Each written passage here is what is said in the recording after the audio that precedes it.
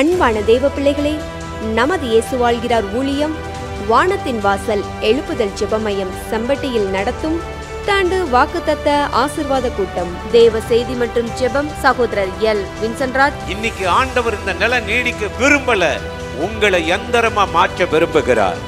நீ மலைகளை மிதிக்கவும் குன்றுகளை பதறுக்கோப்பாக்கவும் உன்னை எந்திரமா மாற்ற விரும்புறேன்னு சொல்றார். சகோதரி கலா வின்சென்ட்ராஜ்.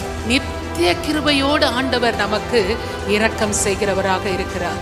கோபம் கொள்ள மாட்டேன், உன்னை நான் கடிந்து கொள்ள மாட்டேன், நீ என்னிடத்துல மனம் திரும்பு, நான் உன்னை மன்னித்து ஆசீர்வதிப்பேன் என்றுதான் ஆண்டவர் சொல்கிறார். நாள் ஜனவரி 1, நேரம் மதியம் 2 மணி முதல் 5 மணி வரை. இடம் வானத்தின் வாசல் எழுப்புதல் ஜெபமையம் செம்பட்டி, திண்டுக்கல். தேவ பிள்ளைகளே, வாக்குத்தத்த ஆசீர்வாத கூட்டத்தில் கலந்து கொண்டு தேவனிடமிருந்து ஆசீர்வாதங்களை பெற்று செல்ல உங்கள் யாவரையும் அன்போடு அழைக்கிறோம். மேலும் விவரங்களுக்கு 9498000004 94428000449.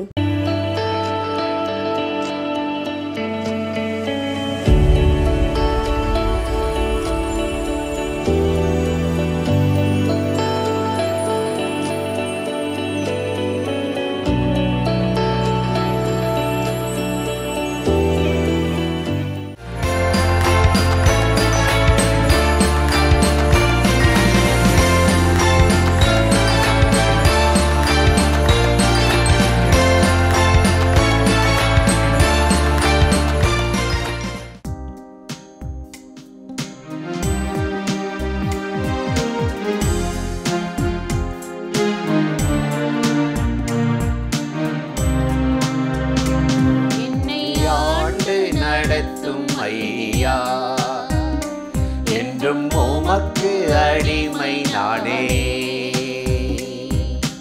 என்னையே தருகின்றே, எந்தன் எஜமானன் நீரே, என்னையே தருகின்றே, எந்தன் எஜமானன் நீரே, என்னை ஆண்டு நடத்தும் ஐயா, என்றும் உமக்கு அடிமை நானே.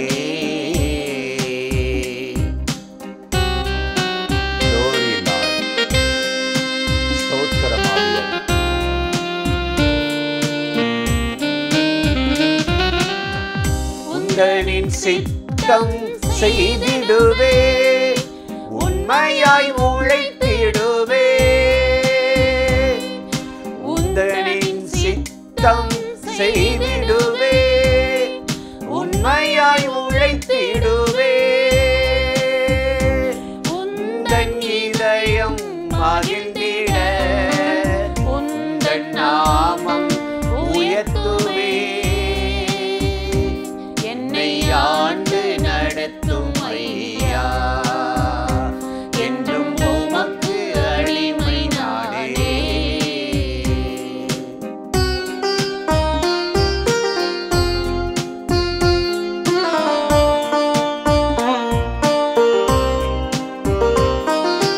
காலங்கள் என்றும் மாறினாலும், வானம் பூமி மாறினாலும், காலங்கள் என்றும் மாறினாலும், வானம் பூமி மாறினாலும், மாறாவுந்தன் வார்த்தையே என்றும் எனக்கு தீபமே, என்னை ஆண்டு நடத்தும் ஐயா, என்றும் உமக்கு அடிமை நானே.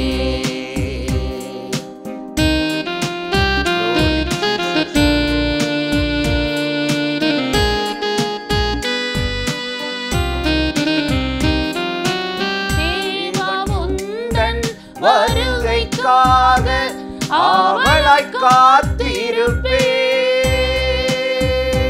தேவா உந்தன் வருகைக்காக ஆவலாய் காத்திருப்பே,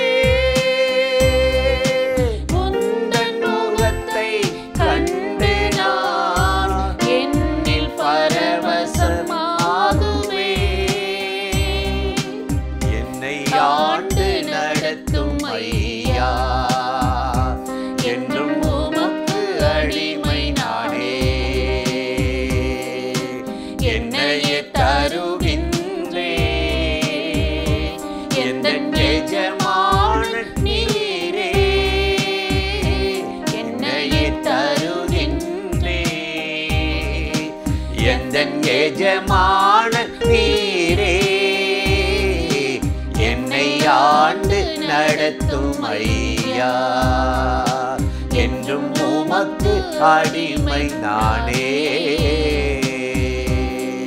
பிரியமானவர்களே, ஆண்டவராகிய இயேசுவின் நாமத்தினாலே இந்த காலை நேரத்தில், இந்த கிறிஸ்மஸ் நாளில் உங்களை சந்திப்பதில் மிகுந்த மகிழ்ச்சி அடைகிறேன். உங்கள் யாவருக்கும் இயேசுவின் பிறந்த நாள் வாழ்த்துக்கள். அவர் பிறந்தது நிமித்தம் இன்றைக்கி நம்ம மனமகிழ்ச்சியோடு அழிவுக்கு நீங்களாகி பாதாளத்துக்கு விலக்கி நித்தியத்துக்கு போவதற்கு இயேசு இந்த பூமிக்கு இறங்கி வந்தனால நினைவு கூறுகிறோம். இந்த நாளிலேயே ஒரு வசனத்தை உங்களுக்கு ஞாபகப்படுத்தி சில காரியத்தை சொல்லி ஜெபிப்பது நல்லது என்று உணர்ந்தேன். லூக்கா 2:9 நாம் வாசித்து பார்த்தால், அவ்வேளையில் கர்த்தருடைய தூதன் அவர்களிடத்தில் வந்து நின்றாள். கர்த்தருடைய மகிமை அவர்களை சுற்றிலும் பிரகாசித்ததாம். யார? மேய்ப்பர்கள். ராத்திரி முழுவதும் காவல் காத்து கொடிய மிருகங்களோ வந்து தாக்கிவிடாதபடி அந்த மந்தையை காத்து கொண்டிருந்த அந்த மேய்ப்பர்களுக்கு ஒரு ஒளி, ஒரு மகிமை அவர்களை சுற்றிலும் வந்து பிரகாசித்ததாம். சில நாட்களுக்கு முன்பு மழை பெய்து வெள்ளம் அடித்து அநேக ஆடு மாடுகள் ஆற்றில் அடித்து செல்லப்பட்டது. ஏன்? தங்கள் உயிரையே காப்பாற்ற முடியல, மிருகங்களை எப்படி காப்பாற்ற முடியும்னு விட்டுட்டாங்க. ஆனால் இந்த மேய்ப்பர்கள் அப்படி அல்ல. நல்ல மேய்ப்பன் தன் ஆடுகளுக்காக ஜீவனை கொடுக்கிறார். அப்போ இயேசு பாருங்கள், இன்றைக்கு அவர் பிறப்பின் நிமித்தம் ஒரு ஆத்துமாவில், ஒரு இருதயத்தில் அவர் பிறக்கும் பொழுது, ஒரு மனிதன் இயேசுவை ஏற்றுக்கொள்ளும் போது ஒரு மகிமை அவர்களை சுற்றிலும் பிரகாசிக்குமா. மகிமை சாதாரண பிரகாசம் இல்லை, காலையில் தோன்றி மாலையில் மறையிறதில்ல. இந்த வெளிச்சம் நித்தியமாக மகிமையாக நம்ம இருதயத்தில் பிரகாசிக்குமா. அப்போஸ்தலனாகிய பவுல் 2 கொரிந்தியர் 4:6 சொல்லும்போது, இருளிலிருந்து வெளிச்சத்தை பிரகாசிக்க பண்ணின தேவன் எங்கள் இருதயங்களில் பிரகாசிக்க பண்ணினாரா. இருள் நிறைந்த உலகங்க, பாவம் நிறைந்த உலகம், அநீதி நிறைந்த உலகம். இங்கே ஒரு வெளிச்சத்தை நம்ம பார்க்க முடியாது. நம்ம போடுற லைட்டுக்கு, கட்டுற வீட்டுக்கெல்லாம் நம்ம அதுக்கு பணம் பே பண்ணணும், அதுக்கு அரசாங்க அனுமதி வாங்கணும். ஆனால் இந்த வெளிச்சம் அந்த வெளிச்சம் இல்லை, இருளை மேற்கொள்ளுகிற வெளிச்சம். அந்தகாரத்தில் இருக்கிறவர்களுக்கு ஒரு வெளிச்சம் பிரகாசித்ததா. இன்னைக்கு உங்கள் சிந்தையில் ஒரு வெளிச்சம் வரணும், இருதயத்தில் வரணும், குடும்பத்தில் வரணும். உங்கள் இருதயத்தை பிரகாசிக்க பண்ணதான் இயேசு ரட்சகர் அந்த பூமிக்கு இறங்கி வந்தார். நம்ம வேதத்தில் வாசித்து பார்த்தோம்னா, அப்போஸ்தலனாகிய பவுலுடைய வாழ்க்கையை பார்க்குறோம். பயங்கரமான ஆள், அடிதடியில். அவர் எந்த கூட்டத்திலையும் போய் யாரை வேணாலும் எதை வேணாலும் செய்வதற்கு அவர் ஆட்சியாளர்களால் அங்கீகரிக்கப்பட்டு கடிதங்களை பெற்று தமஸ்குக்கு போகிறாரு. ஜெபம் பண்ணுறவங்கனாலே ஆகாது. பரிசேயர், வைராக்கியமாக வாழ்ந்தவர். தான் சொன்ன அந்த பிடிவாதமாக அந்த பழைய ஏற்பாட்டில் அப்படியே ஊறி போனால், யார் இந்த மாதிரி ஜெபிச்சாலோ ஊழியம் பண்ணாலும் அவர் பிடிக்காது. அவங்கள அடித்து கொலை செய்யணும், கடத்திடணும். அவரை சுற்றிலும் ஒரு கூட்டம், எப்போவுமே அடிதடி கூட்டம் இருந்துக்கிட்டே இருக்கும். இவங்க எல்லாம் சேர்ந்து அப்போஸ்தலர் 9:3 தமஸ்குக்கு போயிட்டுருக்காங்க. எப்படியாவது இந்த கிறிஸ்துவின் நாமத்தை ஒழிச்சிருன்னு சொல்லி போகும்போது, சடுதியிலே வானத்திலிருந்து ஒரு வெளிச்சம் அவர்களை சுற்றிலும் பிரகாசித்தது. சூரியனிலும் அதிகமான ஒரு வெளிச்சம் அவர் சுற்றி பிரகாசித்தது. காரணம், அவர் ஒரு அந்தகாரத்தில் இருக்கிறார். அந்த அந்தகார ஆவி, கொலைவெறி ஆவி, சண்டையின் ஆவி அவர் அப்படியே அடிமைப்படுத்தியிருக்க. அப்படி அந்தகாரத்தில் கிடந்த அந்த பவுலை இந்த வெளிச்சம் சந்தித்து அப்படியே பிரகாசித்ததா. கீழே விழுந்தார். சவுல் பவுலா மாறிட்டார். அப்போஸ்தலர் 26:13 நம்ம பார்க்கும் பொழுது சூரியனில் நண்பகலில் சூரியனிலும் அதிகமான ஒரு பிரகாசம் வெளிச்சம் என்னை சுற்றியது ராஜாவே, அதற்காக நான் இன்றைக்கு இயேசுவுக்காக ஓடிக்கொண்டிருக்கிறேன் என்று தைரியமாக சொன்னார். இன்றைக்கு காலையில் இந்த பண்டிகை நாளில், கிறிஸ்மஸ் நாளில், இந்த நிகழ்ச்சியில் இணைந்திருக்கிற உங்கள் வாழ்க்கையில் ஏதோ ஒரு இருள், உங்கள் குடும்பத்தில் பிள்ளைகள் வாழ்க்கையில், உங்கள் வேலையில் ஏதோ உங்களை மரண இருள் கவறது போல இருக்கிறது. மரண இருளில் இருப்பவர்களுக்கு வெளிச்சம் பிரகாசித்தது போல இன்னைக்கு அந்த இருளை விரட்டி, சாபத்தை விரட்டி, பாவத்தை விரட்டி, உங்களை பின்தொடர்ந்து அடிமைப்படுத்தி பேரை கெடுக்கிறாவிகளை விரட்டி உங்களை பிரகாசிக்க பண்ணுகிற தேவன் இன்றைக்கு உயிரோடு இருக்கிறார். உங்களை இன்றைக்கு அந்த பிரகாசம், வெளிச்சம், மகிமை சுற்றிலும் உங்களை பிரகாசிக்கும். அது மட்டுமா, பேதுரு ஊழியம் பண்ணது நிமித்தம் சிறைச்சாலையில் தள்ளப்பட்டு கொலைக்கு நியமிக்கப்பட்டார். அடுத்த நாள் காலையில் தூக்கு தண்டனை. ராத்திரி நல்லா தூங்குறார். அப்போஸ்தலர் 12:7 பார்க்குறோம். அப்பொழுது கர்த்தருடைய தூதன் அங்கே வந்து நின்று அறையில் வெளிச்சம் பிரகாசித்தது. பேதுருவை விழாவிலே தட்டி எழுப்பி எந்திரிச்சு வெளியே போ. அந்த ஆபத்தில் ஏரோதின் கைக்கு தப்புவித்து அந்த இருள்மயமான அந்த இக்கட்டில், உபத்திரத்தில் வெளியே கொண்டு வந்து அவனை பிரகாசிக்க பண்ணாராம்.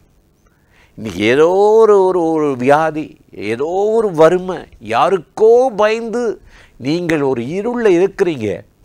ஒரு மருத்துவ ரிப்போர்ட்டாக இருக்கலாம், எதுவாக இருந்தால் என்ன, எந்த வியாதியாக இருந்தால் என்ன, உங்கள் அறையில் தேவன் ஒரு தூதனை அனுப்பி தட்டி எழுப்பி உங்களை சுற்றிலும் நீங்கள் பிரகாசிக்கும்படி, எழுந்திருக்கும்படி ஆண்டவர் இந்த பண்டிகை நாட்களில் உங்களுக்கு ஒரு வழியை திறந்து ஆசீர்வதித்து நடத்தப் போகிறார்.